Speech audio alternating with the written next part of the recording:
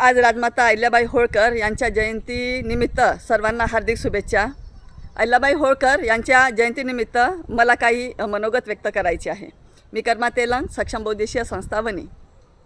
मैत्रिणींनो, आज आपण ज्या राजमाता अहिल्याबाई होळकर यांचे स्मरण करत आहोत त्या केवळ एक राणी नव्हत्या, तर त्या कर्तृत्व, न्याय आणि स्त्री शक्तीचा एक अजरामर आदर्श होत्या।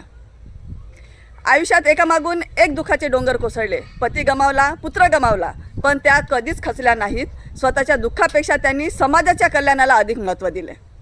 पण आज एक गोष्ट मनाला खूप वेदना देते, ज्या स्त्रीने स्वतःचे दुःख बाजूला ठेवून समाज घडवला, तिच्या विचारांचा वारसा आपण विसरत चाललो आहोत। सोशल मीडियाच्या या युगात आपण अनेक अनोळखी लोकांच्या संपर्कात येतो। ओळखीचे मैत्रीचे भावनिक नात्यात रूपांतर होते। पण प्रत्येक गोड बोलणारा माणूस आपला असतोच असं नाही।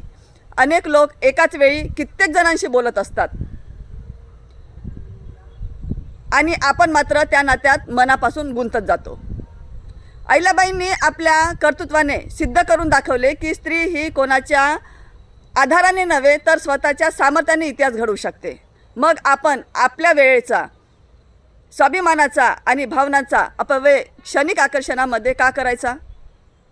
मैत्रिणींनो, आपल्या भावना खूप मौल्यवान आहेत।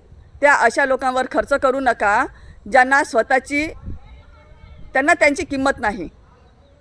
आपला वेळ आपल्या मुलांना, कुटुंबाला आणि स्वतःच्या प्रगतीला द्या, कारण एक योग्य निर्णय आयुष्य घडवतो आणि एक चुकीचा निर्णय आयुष्यभराची वेदना देऊन जातो।